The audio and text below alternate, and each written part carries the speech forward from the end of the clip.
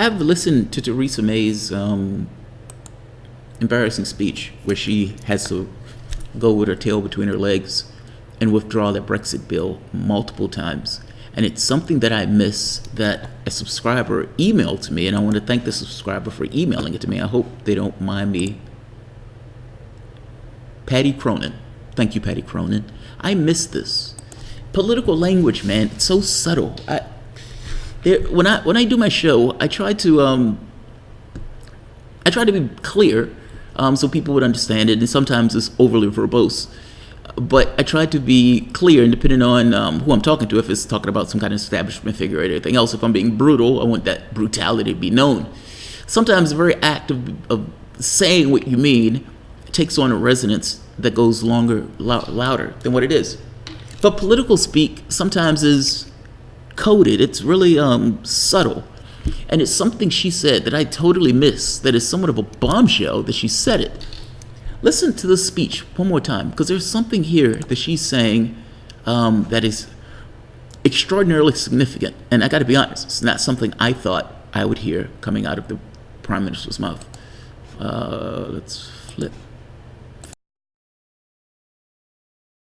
That the hard-won peace that has been built in Northern Ireland over the last 2 decades has been built around a seamless border. And the fact that Brexit will create a wholly new situation. On the 30th of March, the Northern Ireland border will for the first time become the external frontier of the European Union's single market and customs union. The challenge this poses must be met, not with rhetoric, but with real and workable solutions. Businesses operate across that border. People live their lives crossing and recrossing it every day. I've been there and spoken to some of those people. They do not want their everyday lives to change as a result of the decision we have taken. They do not want a return to our hard border. And if this House cares about preserving our union, it must listen to those people, because our union will only endure with their consent.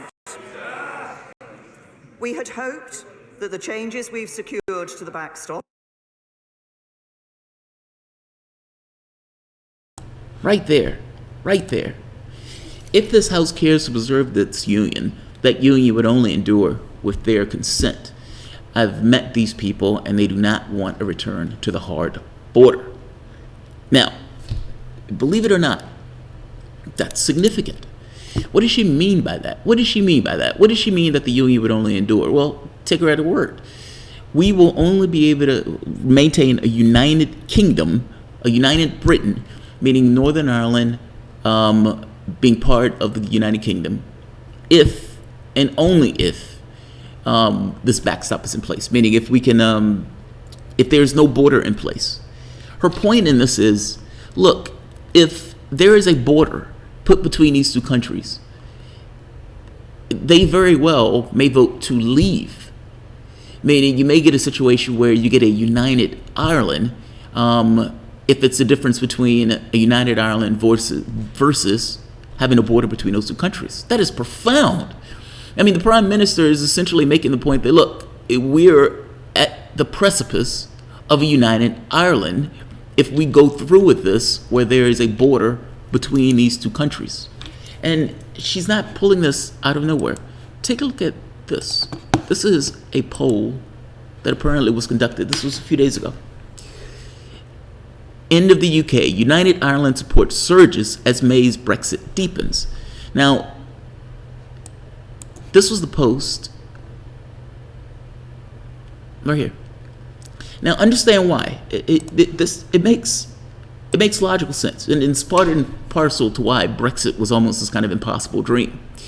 And Northern Ireland was an afterthought, even though Northern Ireland probably should have been one of the main thoughts in advance of Brexit, or at the very least in discharging Article 50. Republic of Ireland is a sovereign nation. They're there by consent. Northern Ireland is part of the UK. And from my understanding, at least going by what George Galloway was saying, that Britain essentially put a lot of let's say, hardcore people who didn't unionists in Northern Ireland to make sure that that remained a part of the UK. Meaning, if any time a vote came up, they would always vote to remain part of the UK. Part of the reason that Theresa May has such a problem now is because the DUP is, fanatically wanting to be part of the UK. Now, because they're different nations, Republic of Ireland is staying in the European Union. Britain is kicking rocks. If Britain wants to maintain some kind of regulatory controls of its own boundaries, fair enough. Britain can do whatever it wants within its own boundaries. However, the Republic of Ireland is part of the European Union and is subject to their rules. If you have two separate rule sets, then just by virtue of having two separate rule sets, there needs to be a border between those things to check to make sure that things that are here, that are allowed here, don't cross into the border for things that are not necessarily allowed in this other place. One way to resolve that issue is for Britain to say, yes, we're leaving, and for Northern Ireland to just join the Republic of Ireland. You allow a reunification of Ireland, problem solved. That's part of the European Union. The UK or Britain remains, left to its own devices. Theresa May is making the point that between creating a hard border between Northern Ireland and the Republic of Ireland, the people of Northern Ireland may just vote to join the Republic of Ireland, meaning if the United Kingdom wants to remain a United Kingdom, they need to have something in place to make sure that no border is instigated between those two countries. That's subtle, but it is clear. One of the articles that Patty sent was this. In a warning that caused significant surprise in Dublin, Mrs. May openly admitted that voters in Northern Ireland may want to join the Republic of Ireland rather than see border posts re-erected. Now, she didn't say it in those blunt terms. She said it more so if this union wants to be preserved. Because I kept listening to the speech, I'm like, she didn't say it. It's like, oh, wait, she did say that. If we want to maintain a United Kingdom, we need to make sure that there is no border between those two things. Well, the insinuation here is you will no longer be a United Kingdom if there is a border between those two things. It's subtle, but it's there.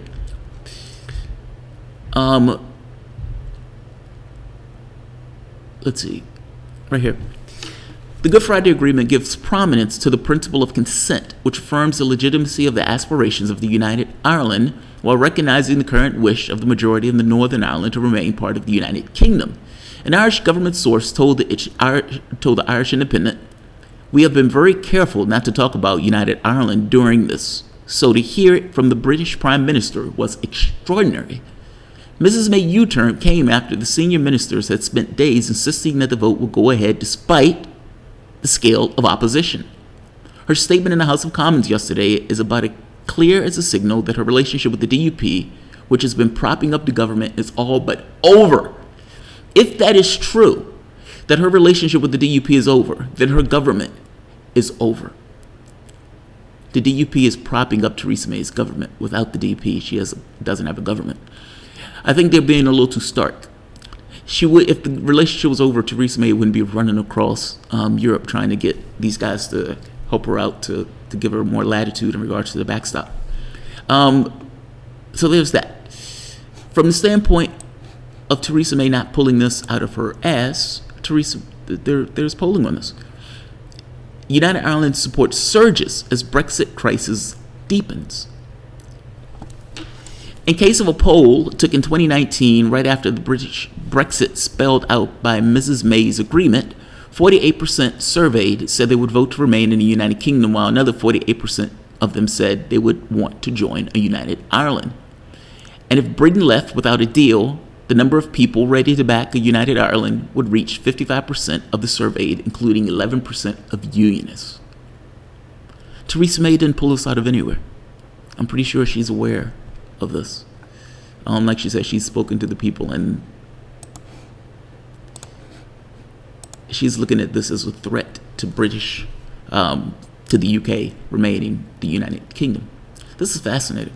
This is utterly fascinating. Like, what's taking place, and I know I've done multiple stories on this, but all of these stories are different, even though all of these stories relate to Brexit. I'm trying to give us somewhat of a thorough overview of it. I have one other story that I was going to do, but maybe that story is not necessarily as relevant because I'm a little Brexited out at this point. The ECJ, European Court of Justice, has ruled that Britain can stop Brexit if it wanted to. That if Britain wanted to, if Theresa May wanted to, today, Theresa May could go out and say, you know what, I'm done with this, and scrap it. Now, she shouldn't do that because people voted in a referendum, and either that vote matters or that vote doesn't matter, meaning it's a democracy or representative democracy or it's not. And, you know, if she scraps it, any notion of it being a representative democracy goes out the window. But that's it. The ECJ has ruled that she can if she wanted to. So there's that. That was going to be the other story that I did. I'm just kind of combining it in this one because I've done like 4 Brexit stories, and I am Brexited out. And hopefully that is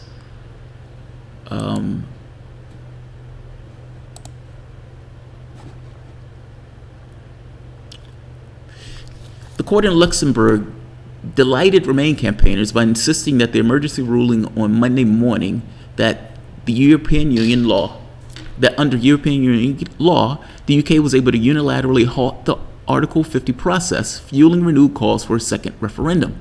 Speaking to MPs later as she fought to defend her decision to delay a Commons vote on a deal, Prime Minister admitted that the ECJ's ruling meant she was able to revoke Article 50, a decision her government had bitterly opposed.